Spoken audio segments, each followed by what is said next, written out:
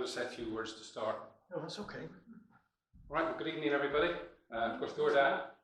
Thank you for coming along. I'm Nev Meek. I'm the president of the Federation of Old Cornwall Societies. And you know that what we're trying to do is get St Dennis Old Cornwall Society up and going again and doing a few things. So thank you very much for coming along and supporting this that we're trying to do. I rung up Trev. Trev is Mr. Ale. He's the boss down at Ale Old Cornwall Society. And what he doesn't know about Ale isn't worth knowing. He knows everything about everything, and he does a walk or a talk every day of the week, sometimes twice a day. And I said to Trev, we're trying to get St Dennis going again. Can you come up and do a talk for us? And he kindly said yes, he would. So thank you very much, Trevor, for coming along. That's okay. And the talk he's going to give tonight is about one of the sons of Hale, one of the proud sons of Hale, Rick Rescorla. Over to you, Trev. Thank you very much for coming. Thank you very much. Well, thank you very much for inviting me here this evening. And I brought my friend John along there. I'm going to be talking about Rick Rescorla, a man from Hale. It will go as we go along. Born 27th of May 1939 from Hale in Cornwall, went to America at age 23. But I'll just click on a bit. This is the photo that you would normally see of Rick Rescorla. I brought a couple of books along, which you can see later on. These have been signed by his wife. This was sent to me from over America. So, Now, as we know about I'll go on about the Twin Towers just for a minute, because Rick was in charge of security on the South Tower. Now, the first plane went in at, we know, at 8:46 on the North Tower, and then between floors 93 and 99. Now, the second plane, because it was all being filmed, as you know, was on the American network. The second plane went in at 9:03. But in the meantime, once the first plane hit the North Tower, everybody there were told, stay in your rooms. Don't worry about it. It's just something that's happened, They didn't know what it was. Stay in your room.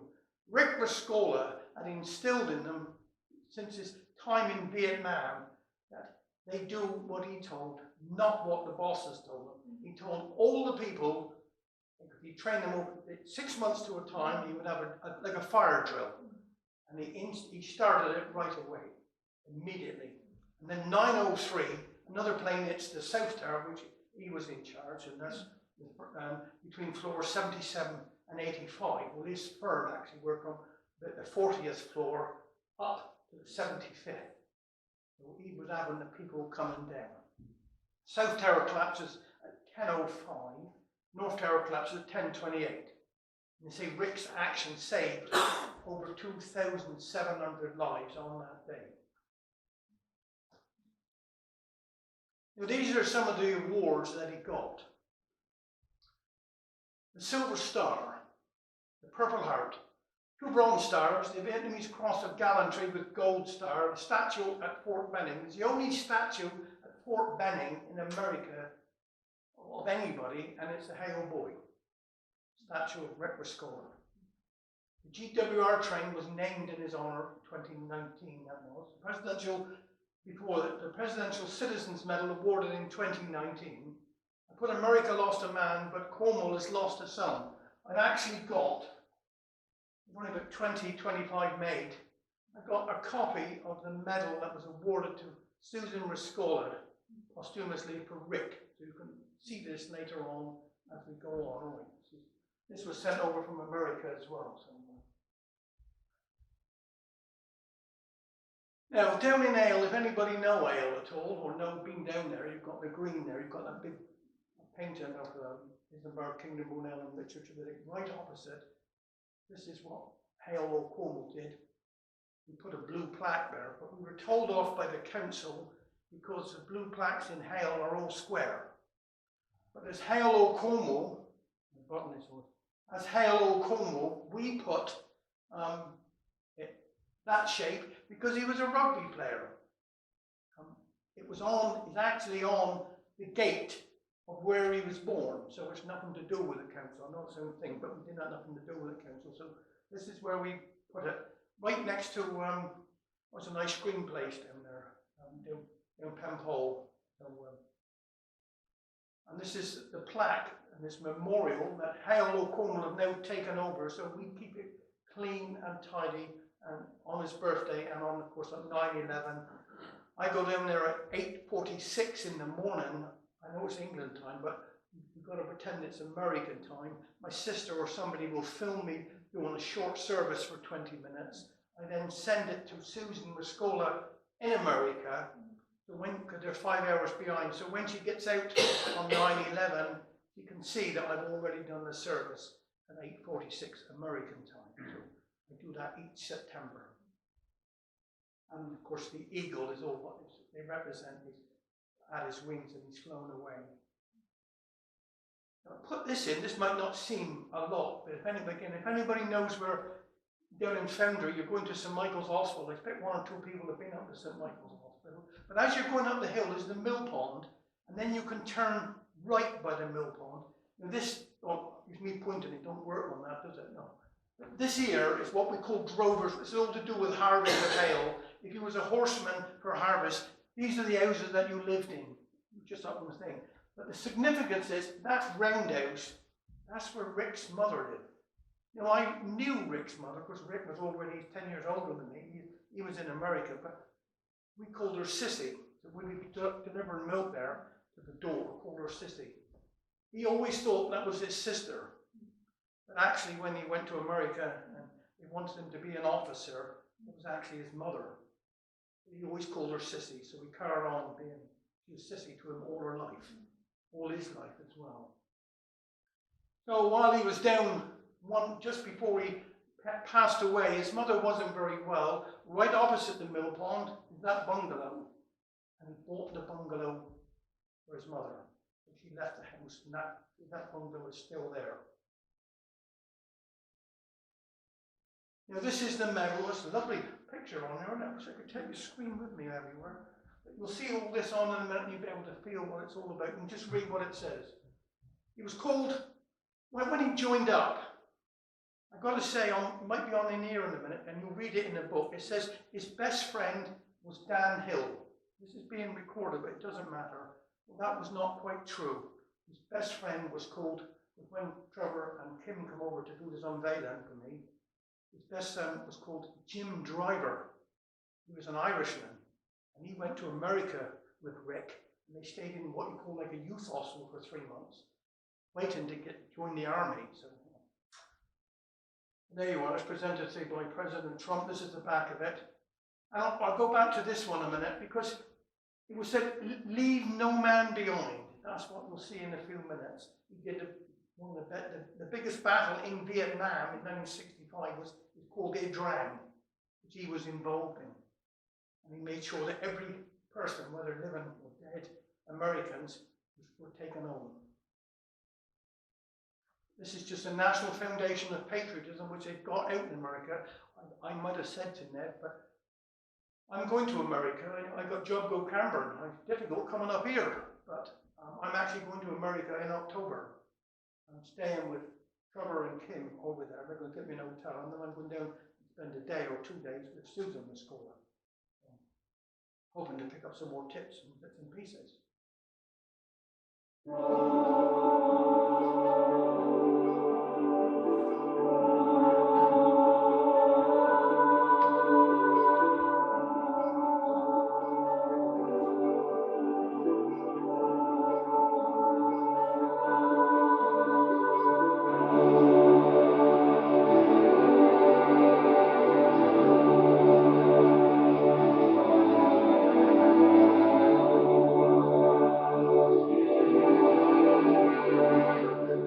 Hello, I'm Nick Snyder. I'm the founder of the National Museum of Patriotism in Atlanta, Georgia. Today, we are creating a film to share with you the story of an American hero, Rick Rescorla. Rick was the vice president in charge of security at Morgan Stanley on that tragic day, September the 11th, 2001. Rick's story is unique in many respects. We think you'll find it to be a fascinating story, and one that will inspire you to reach for greater heights in this country as you watch the story of one man who gave all. We'll begin this story by sharing with you one of 6 of the individual areas of information on Rick. The first one we will share will be entitled Genesis of a Warrior.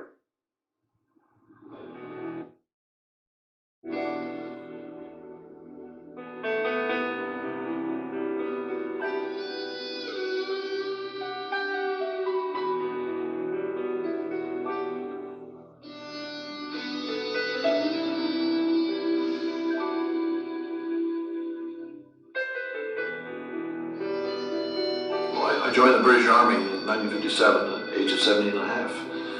And within 6 months I was in Cyprus, which was then in terrorist duty. And my job was a field security sergeant, essentially controlling the passage of arms, if it could, stop arms getting to the terrorists, and also working with Greeks and Turks. The Greeks had been terrorists themselves at one time and then retrained, and they knew the habits of the terrorists, so working with them was a pleasure in terms of knowledge.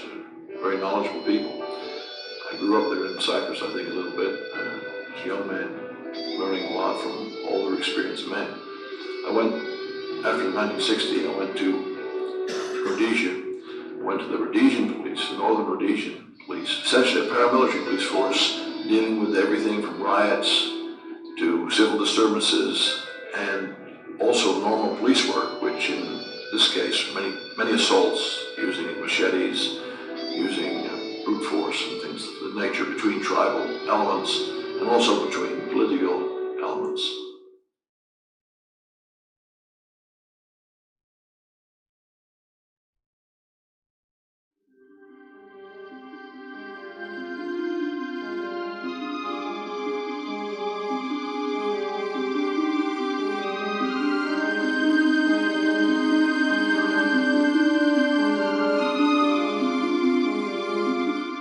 I got interested in America because I was a parachutist, and America was the headquarters of the best parachutists in the world. So I came over to join the Marine Corps with a recon unit. When I got here, I realized a better opportunity in the Army. So I went into Fort Dixon on July 3rd of 1963.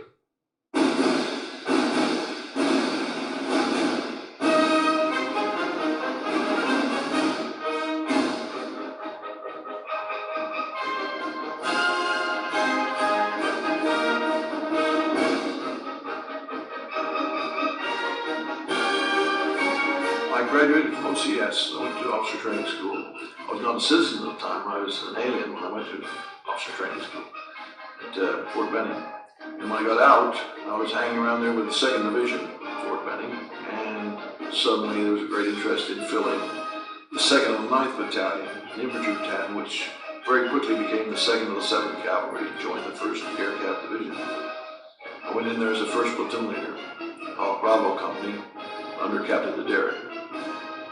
When I took the platoon at Fort Benning, I told them, look, we are going to survive through some rough times here, and you're going to have to train, and you're not going to like me, what I'm going to do to you here now. But the fact is, I live by what I publicly declared. If you publicly declare what you're about, say, I don't believe in being a soft man, I believe in being a tough guy, then you're going to be held to it. If you keep it in, I never keep anything in. I tell my men emotionally what I feel about them, about what I feel about our unit doing the job. And I never was let down by an individual, never.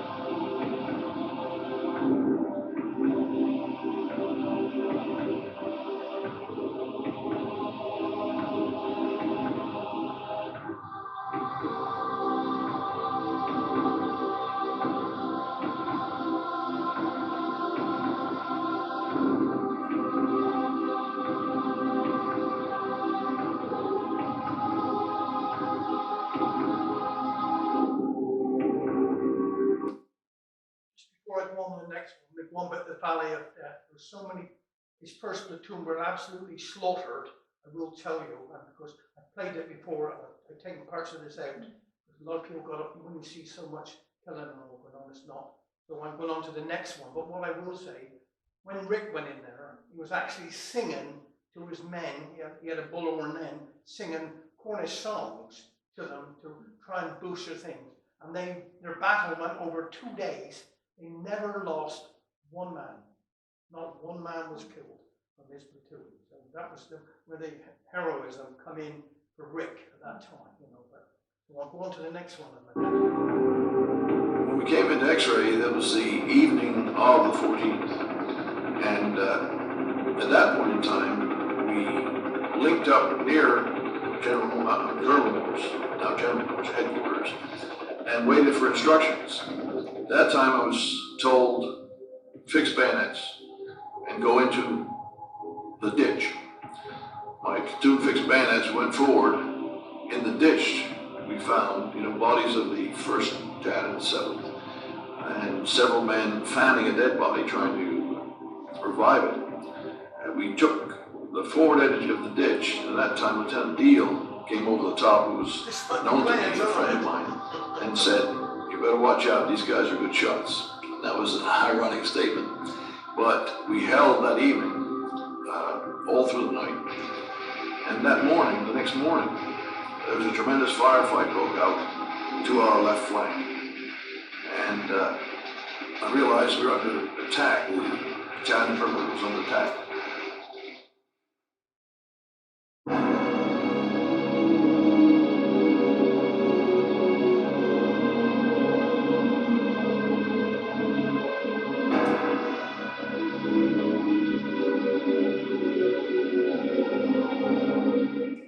That night about 10:30, as I remember it, the tracers started coming through the trees. They opened up their attack using overhead machine gun fire. It wasn't down low enough to hit us, but it got our attention real good. At that point in time, I decided actually to go forward and join the foxholes, because I felt that more guns up front, more rifles, and my presence up there would be more instrumental in trying to stop them forward of our lines. I told our individuals that if they did penetrate our lines, to get down deep in the foxholes and throw grenades up above, and then blow over the top. There were approximately three attacks that night. They didn't attack in wave, they attacked in small clusters of teams, where one team would run, the other would cover, and fall flat. And they got very close to us. The nearest man fell dead with his forehead on the parapet of my right flank, near the machine gun. M60s didn't seem to stop him, he just kept coming in. He threw one grenade, which landed behind one of my machine gunners, the assistant machine gunner, in fact. And that was, blew up and wounded him. During the night, even though we didn't see the movement, approximately three movements to attack, we would fire volleys. He had about three or four wounded along the line during that attack. We were so well dug in that we decided that the battle was over at about dawn.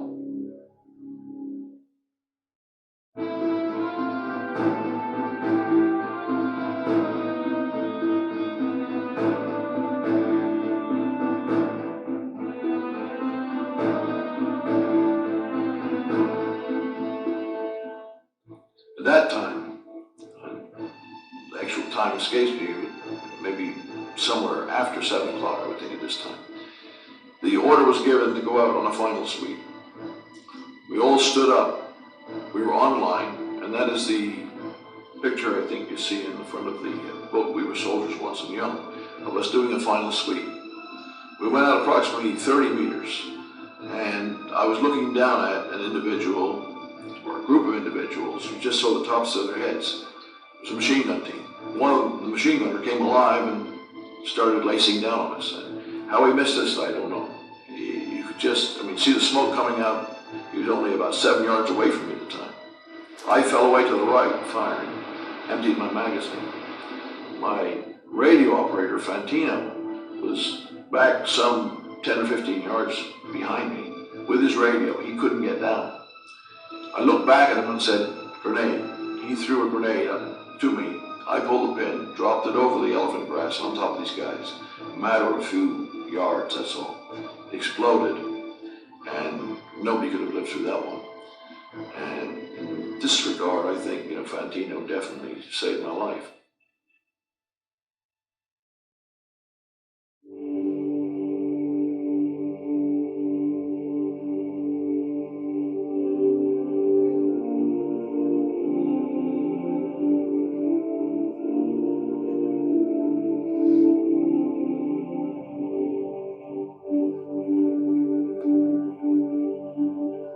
Right after this incident, we were again having the retrieval of the bodies was number one, our American bodies first. And to do so, we had to pull them apart from North Vietnamese. In many cases, they'd been in a clinch, with bayonets or hand-to-hand combat, and where they'd fallen alongside the North Vietnamese. The smell was horrific, and Colonel Moore came forward, and he called us all around. He said, look, these are boys, these American boys. I'm going to send them home to their parents. And tears in his eyes. And Sergeant Plumley was there. And we promised him that we wouldn't leave one individual on the battlefield. Not one American would be left on the battlefield. So we did the most thorough police, I think, that's ever been done of a battlefield until we got every individual back. And certainly Colonel Moore's interest in doing that and the next of kin at that moment was really surprising, because we weren't thinking along those lines at all. We were thinking upon selfish lines, that is, stay alive, get through this action, and go on, go to something else. We weren't thinking about the relationship of the men who gave their lives.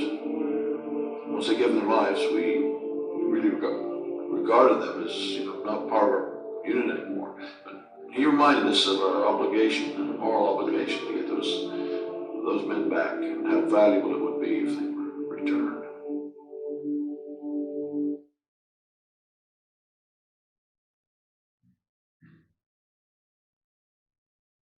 A question few of us would ever have to answer seriously. Who would play you in the movie? Our story tonight is about a man whose life story could have inspired any number of movies, including one now playing, and another in the works. Though he wasn't a man who lived for glorification, he did wonder from time to time, had he missed his moment? He had not. Oh, say, can you see by the dawn's early light? They were soldiers once, veterans of one of the deadliest battles in our country's history. At the twilight's last gleaming, They gathered before dawn to honor those who didn't come home. Gary T. Burnite. So many names, the sun will rise before they've read them all. The men of the 7th Cavalry do this every year on Veterans Day. Concepcion Jr. This year, they remember a man who many here say was the bravest man they've ever known. You won't find his name on this wall, because he didn't die in Vietnam. He'd survived the war to meet his destiny decades later, on an unlikely battlefield in a different kind of war. It's not surprising Rick Rescorla would grow up to be a soldier. An Englishman, he was born in a land of legendary warriors, Cornwall, the home of King Arthur and the Knights of the Round Table. They say it's the Celtic blood. They're a nation of warriors and fighters and people that stood up for themselves. Mervyn Sullivan was Rick Rescorla's childhood friend. He says even then, Rick was someone to reckon with. A lovely smile and fair curly hair. Very, very strong. He seemed to be a natural leader at that time. They grew up in the working class village of Hale, singing about Cornish legends. And that's another thing about the people here. It's deep within the heart of Cornishmen. In times of trouble, in times of happiness, Cornishmen will sing. They'll sing for any reason, at any time. The Cornishman in Rick was never without a song, in good times or not. He left home at 18 to be a soldier, saw action in Cyprus and northern Rhodesia. On the home front, he became a detective with Scotland Yard. All by 23. but he was trained to be a soldier. He had a comrade in arms named Dan Hill. You were the reason Rick came to America. Oh, yeah. Hill was freelance soldiering, in his words, when he first met Rick in Rhodesia. They would be lifelong friends. I said, come on, the only people in the world that have the money, the manpower, and the industry to fight communism is America. You want to fight communists? Let's go there. Vietnam was the new hotspot in 1963. The U.S. Army was looking for men like Rick and Dan, soldiers with combat experience. They enrolled in basic training at Fort Benning, Georgia. Officer training after that. Returning to our story, veterans would speak of Lieutenant Rescorla with awe. He was a soldier's soldier, but he was many other things as well. The singing soldier had the soul of a poet. He was a romantic. And late in life, after many people would have given up, Rick Rescorla didn't just find love, he found romance. I was out early in the morning walking my dog, and he was jogging by. And what caught my attention was the fact that he was jogging by in barefoot. And so I said, why are you jogging, without any shoes on? And he said, I'm writing a play about Rhodesia, and I want to know how it feels to feel the earth without shoes on. Now there were 40 years between Rick and the wars he fought as a young man. He came home from Vietnam when his tour was up. Home was America now. He became a citizen and put soldiering behind him. He got a college degree, and then a master's, and then finally a law degree. By that Sunday in the park in 1998, Rick Rescorla was the father of grown children and single again. And even though he was pushing 60, he was still a magnetic presence. He asked me out for the following Sunday to brunch, and after that we never ever stopped seeing each other. We saw each other every day. And that was it all. We just knew it. We knew from the beginning we would be together. Now, I've got a couple of videos in, and I just want to talk about, this will be eventually the picture of Hale. This is the North Quay. Now, recently we was on TV, I got a little bit of a TV thing about Trevor and Kim come over from America. I've been 18 months. That first building there, as I said to Nev there, I'm going to do tours up the North Quay as well in the summer, but that first there is called the Cannery. We don't know why, but that's what it's called. I've been 18 months working. I've got a plaque. It's called the Rick Rescorla Walk, and all the information you see, a couple of bits of thing there. So in the summer, I'm going to go up there, right up to where Lou is, and come back and talk about the electric works, ICI, and everything else that's been going on the North Quay. But that's where it is now. They've got that other building there up. That's called Angarth. They're $1 million each. You want one? Now this is the Rick Rescorla Walk. This is what it looked like a few months ago. Now the reason we put it there was, as Susan said there, Rick got married in the year 1999, really, because he got divorced from his wife and with 2 children. He wasn't with Susan long, and they remarried. Because when you see a photo, he had prostate cancer. He was going to die anyhow. It sounds awful, but he was on medication and he ballooned out. He didn't want to die, but he had his prostate cancer. But just over there on the left is the chapel that they come over in the year 2000, and they renewed, after the train, they come back and they renewed their wedding vows in St. Union in the Lent. So I felt that putting it there, because this is where they played in the summers, long before all this was all electric work. This was their play area. And again, just over on here is an area called the Spit, right opposite North Quay. If you ever come down, I'll show you. But they built rhino barrages there in the Second World War for D-Day landing. A lot of them were built, well over 100, maybe 200, but they built them 21 to a time. And we think this is what inspired Rick to go to America, because Americans are chewing gum, etc., etc. Even though he was a youngster, he used to see them on a regular basis. But it says that Dan Hill, I've got a piece of paper there, but when Trevor and Kim come over, they said this wasn't quite true. After Rick had gone, Dan, because he was writing books and doing films, Dan was a friend of his. As I said, it was Jim Driver, and he was over from Ireland.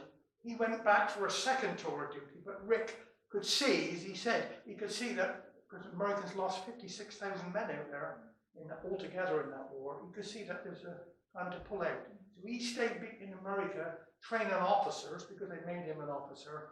And Jim Driver sadly went back for a second tour of duty and got killed. That's what made, then Rick stayed in as a reserve then until 1990. This is what is over there now. This is called the Rescorla Walk. There's the little plaque there. They've done a good job. It took a lot of fight in 18 months. I gave them plenty of information and plenty of help over there because of what the buildings was all about. This is a lot of the information you can see on there about what, you know, his heroism throughout the years. They put me down as local historian. I didn't like that, but I'm not. I just know a few things about Hale, but that's Trevor there. And all the weather, they come all the way from America. The Monday was absolutely fantastic. The Tuesday was stair rods all day long. And that's the only day they could do it. And the Wednesday was fine again because they went back on the Thursday. I'll just put this on a minute. It's my Cornish hero Rick Rescorla being opened in his own time of Hale today. We talked about Rick many times before on Spotlight. He led thousands of people to safety during the September the 11th New York World Trade Center attacks in 2001. Here's Tamsin Melville. Thank you for being here today on this lovely prison. Despite its best efforts, rain didn't stop playing in Hale today. A bit of weather was again to dampen spirits as a new walkway was officially opened. The 9/11 hero who grew up playing with friends around this very spot. Rick Rescorla was the Vice President for Security for Morgan Stanley in the South Tower of the World Trade Center. When the planes hit in 2001, he led thousands to safety. He was still inside when the South Tower collapsed. Rick was last seen on the 10th floor with a full-on singing Cornish songs based on Helen Holiday. Make sure everyone got in safely and calmly. Local historian Trevor Smitheram is behind this latest memorial to a boy from Hale whose bravery helped save all those lives. Rick Rescorla's son and daughter flown over from the States to unveil it. When this story be told and remembered and going down, it would be extremely special to me. We love this place. We come back and we delve into the Cornish heritage, into the Cornish wrestling, the rugby, catching the old friends. So this is really special. Having him recognized in spots that were special to him and to his friends. Family. It's like learning about Rick from this walkway in the Cop House area of his hometown will inspire many others. People come here and have a read and then remember what we know what he's done. This is where he lived, and his brother said, and walk where his father walked. And Ken, you know, that's so important. Tamsin Melville, Spotlight. Now, that was just a little bit that was on the TV. Now, we're going on a little bit about this now. Well, I didn't know this was happening.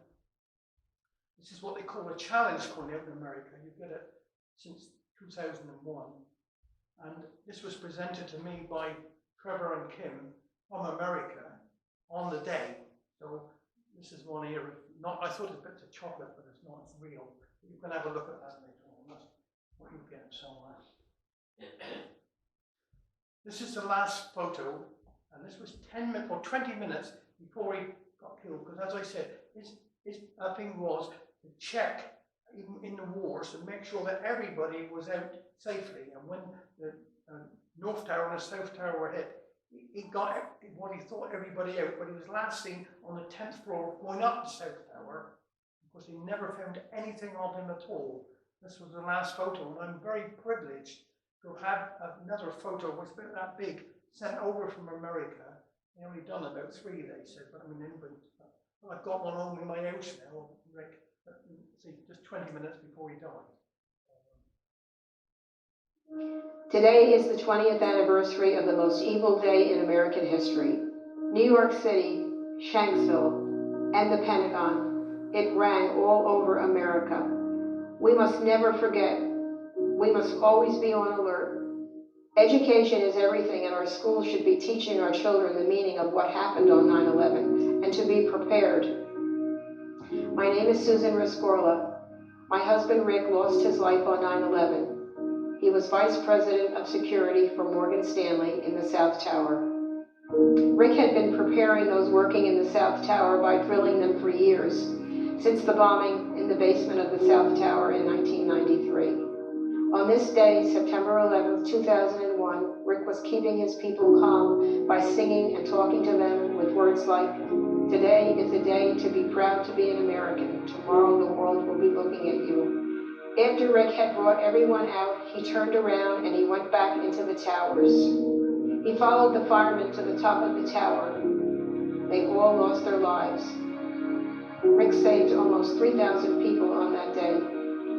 I would like to personally thank everyone who helped save lives in Manhattan on 9/11.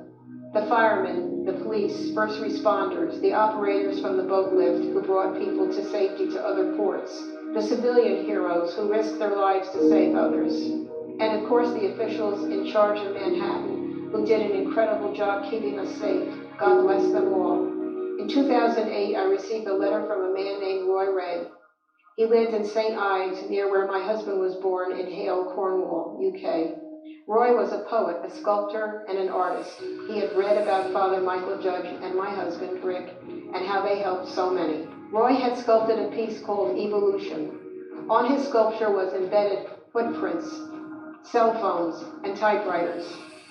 The sculpture was first shown in St. Peter's Church, near where the towers once stood. The sculpture is now a permanent piece in the 9/11 Museum. Roy and I stayed friends over the years. Many months ago, I found more information about Roy's work. There were his poems. I did ask Roy if I could read one of his poems for 9/11. He was very pleased. My friend Roy died a few months ago. His poem is entitled At Ground Zero. Thank you, dear friend, and thank you all for listening.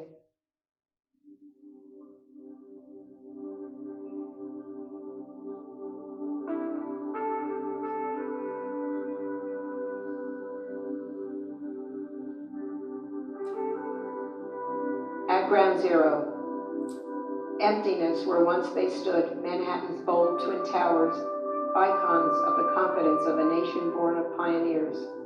Emptiness where thousands came daily on the subway, on the ferry, by cab and on foot to the financial heart of this land.